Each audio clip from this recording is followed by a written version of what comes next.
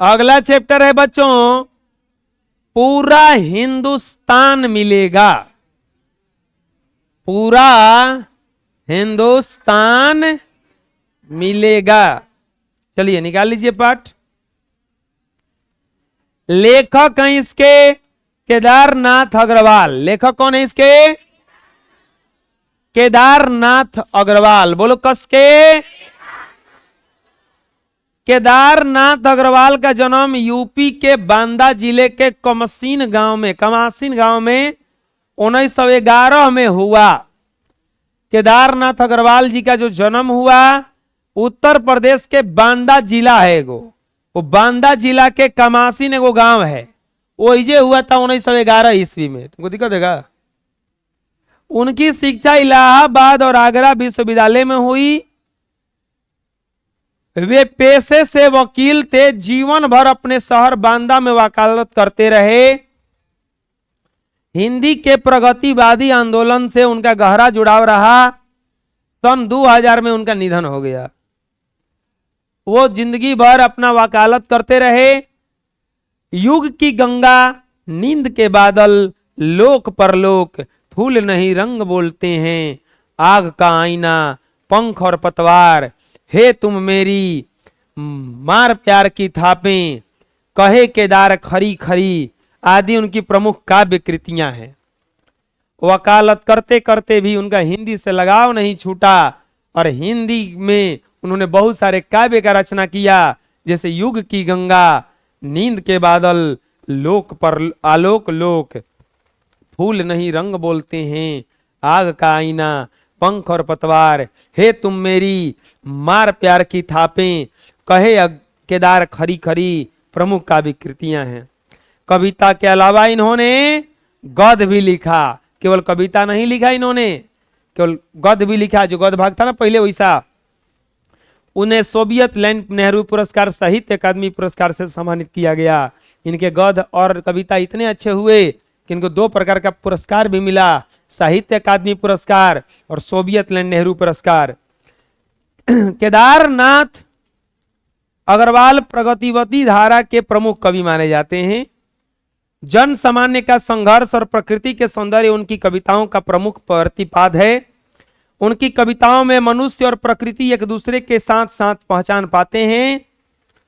हम पेड़ नहीं पृथ्वी के वंशज हैं, फूल लिए फल लिए मानव के अग्रज हैं।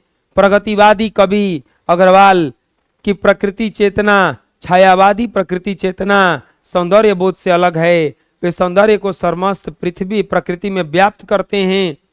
जीवन के सभी पक्षों में सौंदर्य का अनुभव कर लेते हैं। उन्हें खेत खलिहान में प्रकृति की नैसर्गिक सुषमा, नदी वन पर्वत में वह सौंदर्य दिखलाई पड़ती है।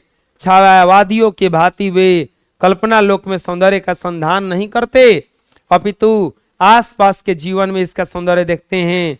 उनकी राजनीतिक कविताओं का संबंध जन साधारण से है। वे शोषण का विरोध करने वाले कवि हैं, जिन्होंने पूंजीपतियों की हृदयहीनता एवं क्रूरता की खुलकर निंदा की है। वे शोषक वर्ग को जनता का मांस नोचने वाला गिद्ध कहते हैं। किसानों की दयनीय दशा के लिए वे पूंजीपतियों, मिल मालिकों, सूदखोरों, राजनीतिक नेताओं को उत्तरदायी ठहराते हैं। देश की दशा का चित्रण करते हुए वो करोड़ों बेरोजगारों की बात करते हैं और भूखे नंगे लोगों का चित्रण करते हैं। केदारनाथ अग्रवाल ने गीत भी लिखे हैं और मुक्त छंद की कविताएं भी। बिंबों और उपमाओं में के संधान में भी पर्याप्त नवीनता दिखलाई पड़ती है। ग्रामीण जीवन से जुड़े बिंबों की गहरी आत्मीयता है। कविता की भाषा लोक भाषा के निकट होने के कारण पाठक पर गहरा प्रभाव छोड़ती है। प्रस्तुत कविता कवि का जन्मवादी स्वप्न अभिव्यक्त हुआ है। कवि के मानस में आजाद हिंदुस्तान का एक ऐसा चित्र है जिसकी उर्वर भूमि में मान सम्मान, स्वतंत्रता, ज्ञान और खुशियों के फूल खिलेंगे। यह कविता संबोधन शैली में लिखी गई है और इस कविता के माध्यम से कवि जनता में आशा की स्फूर्ति को जगाना चाहता है। देखिए क्या कह रहे हैं। सबसे पहले जानिए पूरा हिंदुस्तान मिलेगा। इस पाठ के लेखक कौन हैं? तो केदारनाथ अग्रवाल जी हैं। केदारनाथ अग्रवाल जी हैं। इनका जन्म हुआ था यूपी बांदा जिला कमासिन गांव। कब हुआ था? 1900।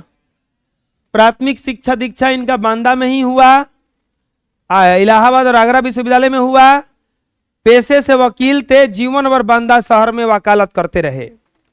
2000 ईस्वी में इनका पुण्यतिथि था, अंतिम तिथि था। बहुत सारा कविता लिखा जिसमें से युग की गंगा, नींद के बादल, लोकालोक, फूल नहीं रंग बोलते हैं, आग का आईना, पंख और पतवार, हे तुम मेरी, मार प्यार की थापें, कहे केदार खरी खरी, ये सब कविता लिखा। गद्य भाग भी लिखा। इनको नेहरू सोवियत लैंड नेहरू पुरस्कार और साहित्य अकादमी पुरस्कार से सम्मानित भी किया गया है। प्रगति धारा के प्रमुख कवि माने जाते हैं। देखिए ये ज्यादातर कविता जो लिखे हैं वो प्रकृति के ऊपर लिखे हैं। दूसरा लिखे हैं गरीबों के ऊपर, किसानों के ऊपर, प्रकृति के ऊपर लिखे हैं कि प्रकृति को कैसे बचाना है।